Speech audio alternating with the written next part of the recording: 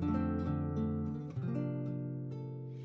went to school to learn, girl, things you never knew before. Like I before E except after C. Why 2 + 2 makes 4. Na na na. I'm gonna teach you all about love, girl. Sit yourself down, take a seat. All you gotta do is repeat after me. A, B, C, easy as 1, 2, 3.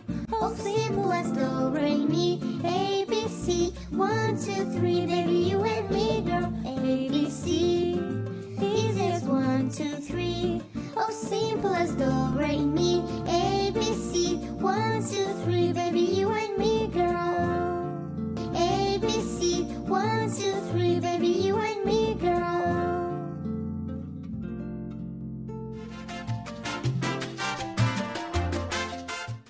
A 3-year-old baby fresh out of the hospital may not be able to speak yet, but they can already communicate with us through their actions.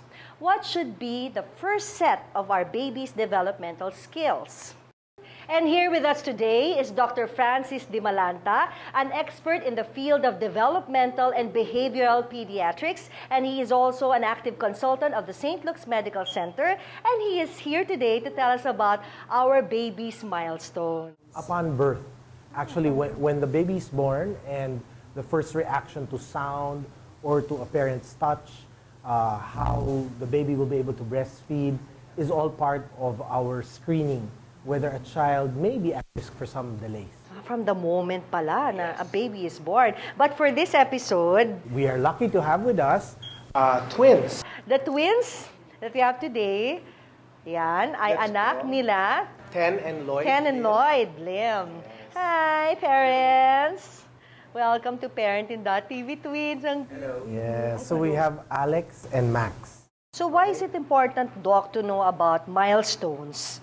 So that parents can be helped in finding out whether there are some delays as compared to the age group of their children. So for example, let's say, if at this age, yes, what do we watch out for here? Is their ability to, like when they're lying down like this, it's normal to see that their hands are fisted.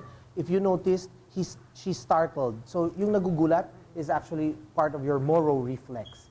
So we watch out for it. It's a good sign. Pag hinawakan mo biglang nagre-react. Diba akala ng iba magugulatin yung bata. But actually, it's a moro reflex. So we try to check for your plantar here. What's a plantar? The reflex here in the feet, okay? That when we hold it this way, it's gonna fold in. Okay? So this one, there. Ganun yun. Dapat pag pinipress sa plantar pa. It's being the plantar side. Actually, it's the pediatrician who also does this. And then they're the ones who will alert the parents whether there is a need for a referral to a developmental pediatrician. Well, we look out for the motor skills during the first year of life. So again, whether a child, as they grow older, is able to lift the head, whether they're able to roll over, sit, crawl, stand, and walk, that's all watched out for during the first year of life. At this age, since they were just seemingly just born, diba? They're like in a 2-week age period. What we look out for would be also how they would alert to sound. Like for example, if we make a sound, so you see that they reacted both.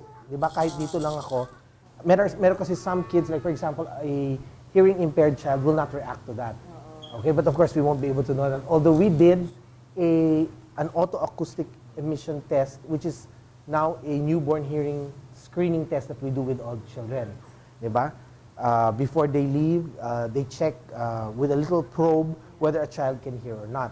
And that can be done also in the doctor's office. By doing this, they could either cry, yung isa antok eh, diba? Yes.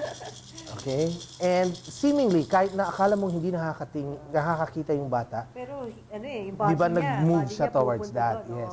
Look at that startle reflex. So here, I'll do the same thing. Although, tulog kasi siya compared to... Yes, Alex. Alright. As they grow a little bit older, we have like, you can have an object which you will move from side to side to see whether they're tracking. Pag na. Yes. Actually, the best stimulus for a child, even this young, is the mother's face. Okay, so Tintin, hindi Tenten. father's, hindi father's face, di ba? Bakit hindi father's face? Hindi, anybody's face actually. And it's, kasi mas magaganda ang nanay. The parents' face. Pero bigla yun. But actually, they said, studies have shown that the roundness of the face is what they like. Kaya hindi ako nagpapapayat, di ba? So you move yourself and then you'll see whether they're tracking at an older age. Here, Ganun ka. and the best position for the babies at this age would be to put them on their tummies at times so that they will raise this head. Okay? Let's just see if i-raise niya. Ipupush niya up. Yes, there. Diba? Look at that. Pero lahat tayo, takot tayong ilagay siya sa position na ganito dahil sasabihin ng mga nanay, sudden infant death syndrome. Diba? Pero being Filipinos, ang daming nagmimiron sa mga bata. May lolang both sides, may yaya yan, dalawa, two each. Okay? So, somebody's always watching the child, which makes it easier for us to prevent that sudden infant death. In the States, wala kasi nagbabantay at mas malalambot yung kanilang kutsyon. So, sometimes naiiwan yung bata, hindi na nakikita. So, hindi na maganda, makakain. masyadong malambot na kutsyon. Yes, yung tama lang, no? Oo. So, what should be the major concerns of us parents at this age, 2 weeks? To 1 month old, no? to 1 Is that month old, you would have a response to any sounds that you make. It could be like a tap here, okay, or the door closing and they will startle. And then like I said, to check the hands. Kasi sometimes they will keep moving one side as compared to the other. Then that would mean that the other side is weak. So here you can see them moving. Left, right, Yes, like both arms, both feet, okay? Alam ba ni Daddy? Yeah, you can. Pwedeng idapa. Yon. Okay, and then they would, like voices, they would be able to seem to listen to the voices that are, what do you call this, being heard. And a common misconception is to have the environment too quiet. Hindi dapat. Kasi nga, di ba dapat, kundi masasanay sila sa masyadong tahimik. And imagine, the child came from the womb na pagkasikip-sikip.